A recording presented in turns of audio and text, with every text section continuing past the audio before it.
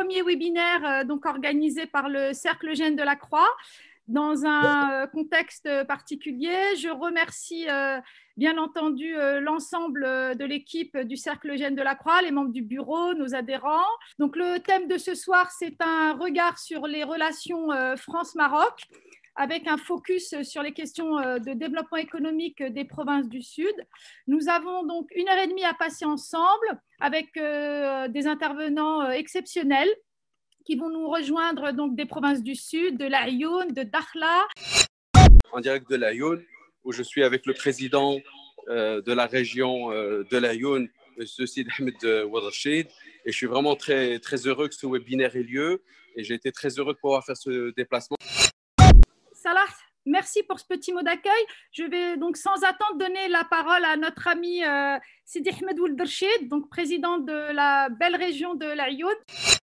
اليوم سي دو كونكري على الارض، يعني الاخوان مشاو شافوا بعينيهم مجموعه مشاريع كبرى اللي خلات العيون لا ريجيون ديال العيون تعود تتبوأ المكانه على اساس انها من المدن العالميه. لي كاتر بروغرام اللي خدامين عليهم سي لو نوفو بروغرام اللي عطى انطلاقته جلاله الملك. كاين ان بروغرام اخر يتسمى الاف دي ار، سي ان بروغرام ديال rural, un programme propre de la région avec les communes urbaines et rurales de la région, et un programme intégré, c'est un programme d'investissement. On inspire les expériences des collègues à l'échelle africaine, à l'échelle européenne, à l'échelle arabe, à toutes les expériences. Donner la parole au président de la région de Dakhla qui nous a rejoint, donc qui est lui donc en direct de la belle province de Dakhla. C'est Sirta Tinja, je vous donne la parole. Les régions du Sud, aujourd'hui le développement dans les régions du Sud est une réalité qu'on peut vivre, que tout le monde a pu constater, tous les gens qui ont visité ces régions ont pu constater l'effort grandiose qu'a fait le Royaume du Maroc, les différents programmes de développement et plus particulièrement le nouveau modèle de développement des régions du Sud qui a été lancé par Sa Majesté lors du 40e anniversaire de la Marche verte. La majorité des projets contenus dans ce nouveau modèle ont été réalisés. Je citerai par exemple pour Dakhla la liaison, la route nationale qui est aujourd'hui une réalité, l'agrandissement de cette route de 7 mètres à 9 mètres entre l'Aïoun et Dakhla, et bien sûr la double voie de Tiznit à l'Aïoun.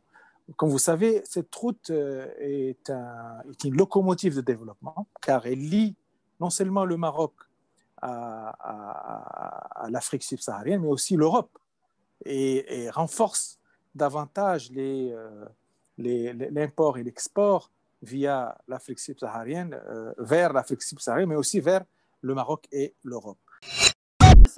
Sans transition aucune, j'aimerais redonner la parole pour un rebond donc de l'implication donc de la partie française donc au Maroc avec Jean-Pascal Darié.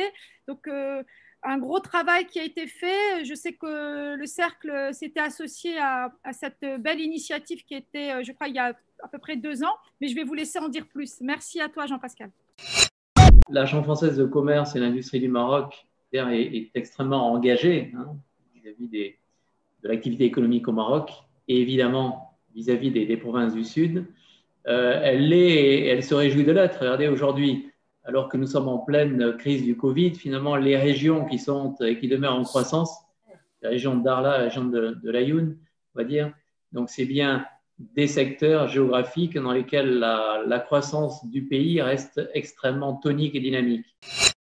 Nous sommes non seulement dans l'accompagnement de cette dynamique économique, nous sommes présents. Effectivement, nous sommes présents à Dakhla à travers une délégation régionale qui a été inaugurée en mars 2019.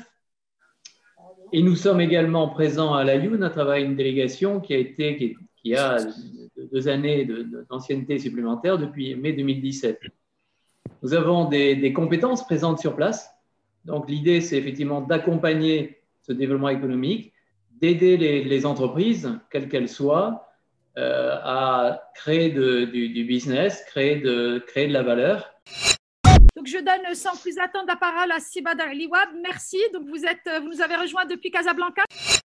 Aujourd'hui, nous, au niveau de la CGEM, nous pensons, nous estimons que nous sommes à la veille d'une transformation très importante au niveau des régions du sud du Maroc. Bien sûr, beaucoup de choses ont été faites, mais beaucoup de choses vont être faites. En faisant un peu le bilan, je pense qu'il y aura une accélération qui a déjà commencé, bien sûr, comme a dit Monsieur le Président de la région, mais il y aura une accélération très, très importante des investissements. Alors, bien sûr, c'est une opportunité très importante pour les secteurs privés marocains, aussi pour le secteur privé étranger, avec nos partenaires. Nous avons Bertrand Pancher et Mjid El Guerrab. Je vais donner la parole à Mjid El Guerrab. Je rentre de plusieurs jours de Mauritanie et j'ai constaté tout le potentiel des échanges intra-africains dans lesquels les provinces du Sud constituent un véritable pivot économique. Les relations entre l'Afrique maghrébine et l'Afrique subsaharienne remontent à plusieurs siècles.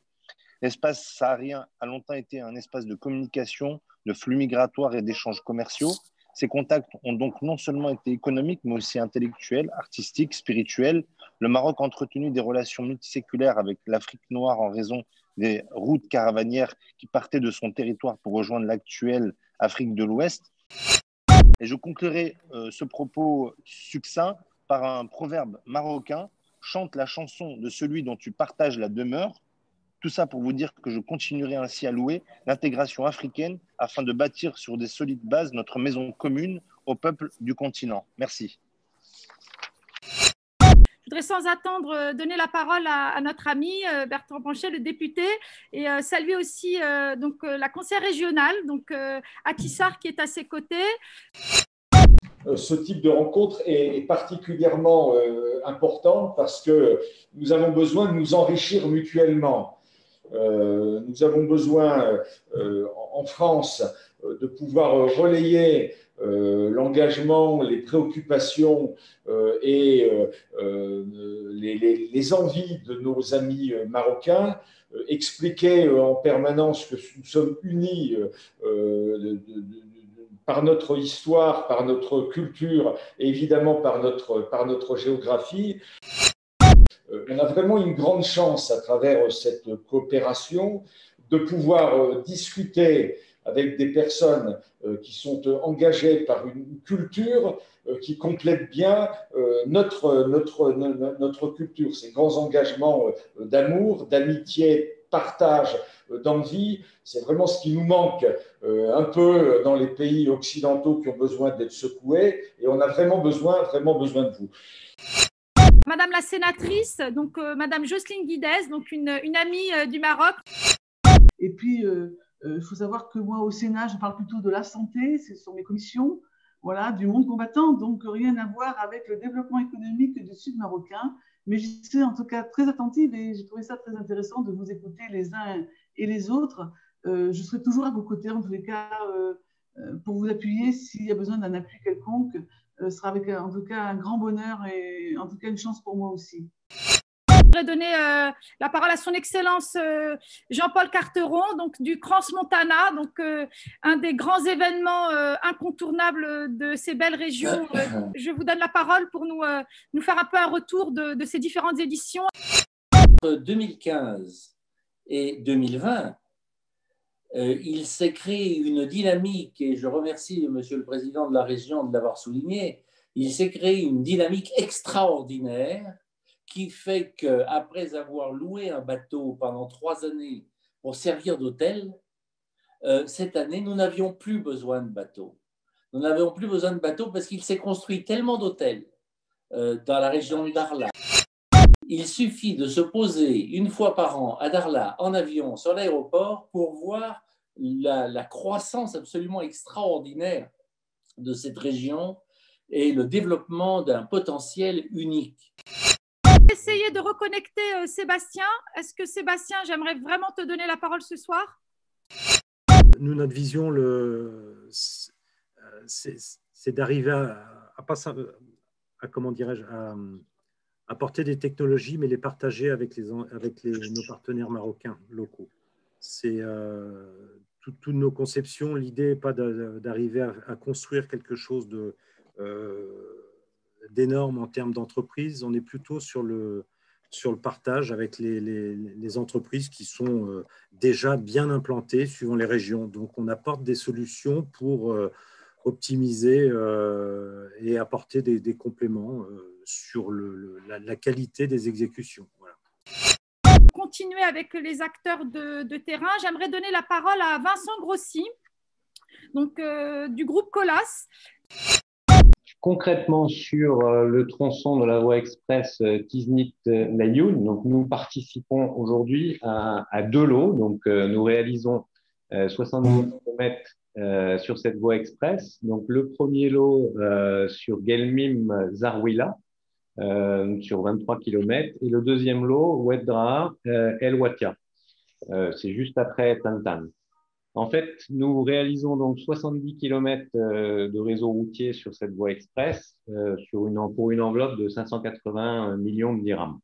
Alors aujourd'hui, Colas au Maroc emploie plus de 1300 collaborateurs marocains, réalise un chiffre d'affaires annuel d'environ d'1,6 milliard de dirhams, pardon. Ça, c'est l'exercice 2019. Nous sommes présents sur l'ensemble du royaume. Il me reste à remercier donc l'ensemble des participants, plus de 300 personnes connectées. On a reçu pas mal de messages. Je tiens à faire un petit clin d'œil aux autres présidents de régions du Maroc, que ce soit la région de Fès-Meknès, que ce soit le président de la région du Grand Casablanca, qui nous ont tous fait des messages d'encouragement ce soir. On a eu des messages des Marocains des États-Unis, des Marocains des Pays-Bas, d'Espagne. Donc voilà, je pense qu'on peut s'accorder à dire qu'on a réussi à consacrer l'amitié franco-marocaine avec cette thématique importante du développement des provinces du Sud. Merci à l'ensemble des personnes qui nous ont contactés. On a les mails des uns et des autres. On n'hésitera pas, si les intervenants sont d'accord, j'espère que vous me ferez un signe de la tête. S'il y a des questions précises qui vous ont été adressées, je me ferai un plaisir de vous les relayer pour qu'on puisse avoir les précisions aux questions demandées. En tout cas, merci à vous et une très belle fin de soirée. Et faites attention à vous.